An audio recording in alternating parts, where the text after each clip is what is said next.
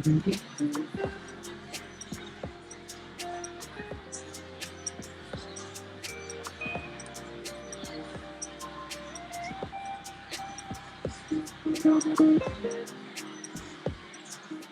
and gentlemen, what an amazing turnout today. I want to talk to you about future projects in just a sec, but you mentioned sneak peek there before, I think was the word you used. Is there anything else happening at VIDA at the moment that you care to share? You know, we need more investment in this city. We need more business growth. It's no secret alone. I was just talking to Scott before. You know, the construction industry is really struggling at the moment.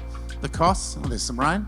There's some costs really hitting us, but the costs are hitting everywhere at the moment. But what I think is really going to be our opportunities going forward, we've got incredible net migration coming to this city. We're the only capital city that's growing. So therefore, they're coming here for a reason, and they're really wanting to explore their options. If you look at the Olympic runway, even though it's condensing prices at the moment, I'll look at it in a positive way. Infrastructure that would normally take place over 30 years in a city like Brisbane is going to get condensed into about 8 years. And so what will happen as a result of that, not only will it burn up certain industries, but it will also incentivise so much more growth in this region. So in the next 8 years, you think there's a lot of cranes in the city right now, they're going to double, maybe even triple. If you start looking at, say, the gift of what Queen's Wharf will give to Brisbane. So if you don't know what Queen's Wharf is, literally you're going to have Star, the Dorset and the Rosewood, 49 restaurants in that space. You're going to have high-end retail. It's going to be extraordinary. It's going to be linked with the Neville Bonner Bridge into South Bank. I'll talk a little bit about that later. But to give you an idea of how just Queen's Wharf will impact the economy of this region. In March last year, I was in a meeting with the CEO of Singapore Airlines in Singapore, and we went there. At the time, the flights were 7 flights a week coming into Brisbane. And it was post-COVID. We really knew that it was important for direct flights to start coming back into this part of the world. And we left with going from 7 flights a week to 21 flights a week guaranteed a couple of months later. So 3 return flights a day coming in from Singapore into Brisbane. As we were walking out, he said to myself and TEQ, I'm not putting this into the contract, but when we leave, when Queen's Wharf is completed, whenever that will be, verbally, I'm telling you now, we'll go from 21 flights a week to 28 flights a week. So 4 flights a day. And I said, why? That seems extraordinary. And he said, well, if you've been to Singapore, you know the extraordinary architecture of Marina Bay Sands. He said, well, what Marina Bay Sands has done to our city and done to our region, Singapore, Queen's Wharf will do the same to Brisbane. It's going to bring Asia to your doorstep, and they're going to see that as the leisure capital of Australia, and they're going to bring their money. So we want to be in there as well as part of it, so we'll up it to 28 flights a week. So then you start looking at Dexus, which at the other end of Charlotte Street is also going to be finished around about 27, 28, and Dexus itself will be known as the #1 Australian office block going forward. So I sort of like creating images in people's minds. South Bank, Neville Bonner Bridge, Queen's Wharf, Charlotte Street, down to Dexus, across the Green Bridge into Kangaroo Point. That sort of accessibility and that sort of infrastructure will be like an artery that oxygenates Brisbane. And from about 27, 28, the amount of money that will flow, international money and interstate money that will continue to flow into this region will be absolutely mind-blowing. I want to ask you to give him an applause every time he speaks, right? It's so exciting. Bloody hell. I've lost count how many times I had goosebumps as well. Looking forward, so I want to shift our focus. So you mentioned, I mentioned during the intro that the Lord Mayor has really emphasised how important VIDA and also your role is. And then you also, in terms of the Olympics and making sure it's a success. And then you just touched on something you said, which also you said during our prep, which is that we're essentially condensing, and I think at the time you said 30 years worth of plans into just 8. So you alluded to it just before. So can you give us some further insight into other projects, either currently on the way that we might not be aware of, or what's going to come up, let's say, in the next 5 or so years? And the reason, and just again for reference, so I had the same conversation with the Lord Mayor.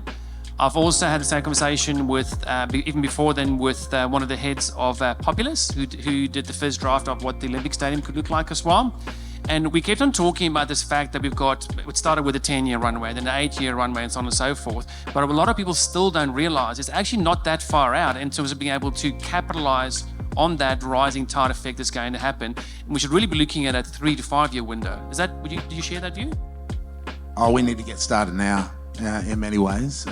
One of the big things, we talk about collaboration in the business community.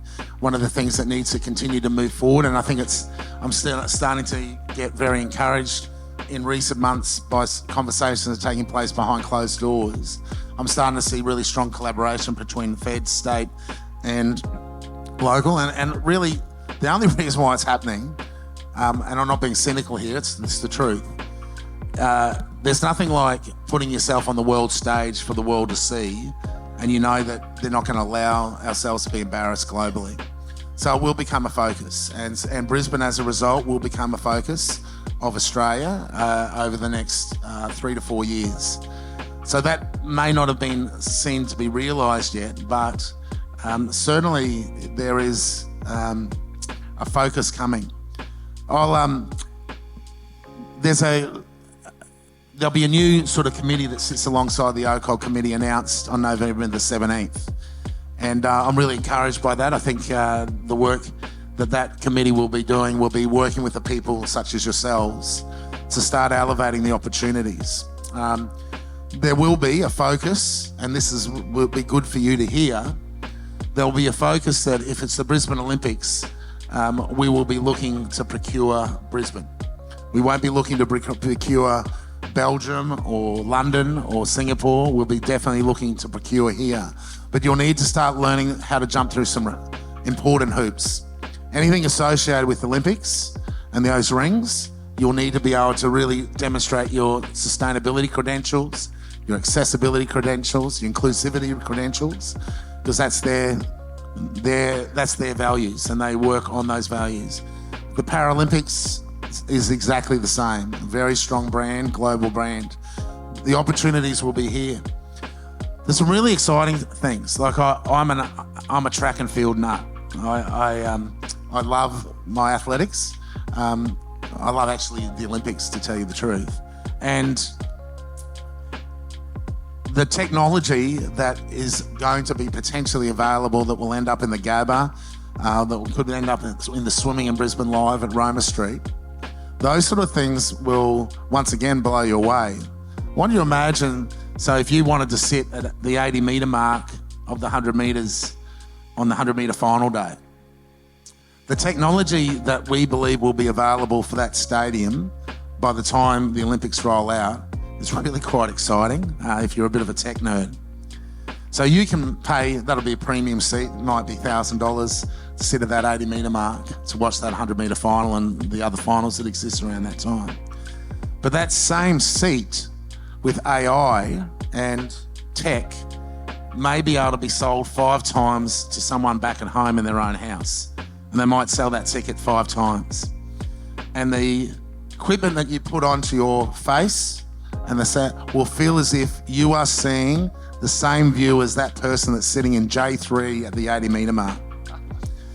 And they'll sell that for $500 each. More importantly, those that really have the cashed up, they may want to say, well, I want to have the view of the starter of that 100 metre final. And so they might sell that 2 tickets for that globally, and someone might pay $1 million for that. So the way that you start monetizing this is incredible. And the way we start looking at things around cricket as potentially another sport. Now, I've got no ability to speak about OCOG. I work with alongside of them. That's their decisions. But if you start looking at things such as cricket as a way of changing the way the Olympics are seen and the way it becomes a global product, 30% of the world's population under the age of 25 come from India, Pakistan, and Sri Lanka. Amazing. 30% of the world's population under 25 come from those three nations. So all of a sudden, why wouldn't you bring cricket? Because they don't give a stuff about, those nations really don't care about the Olympics. You put cricket in, they start loving it. And then and all of the sponsorship that starts flowing out of that. So it's about creating a product that really starts inspiring a true global market. Unreal. Imagine that, eh?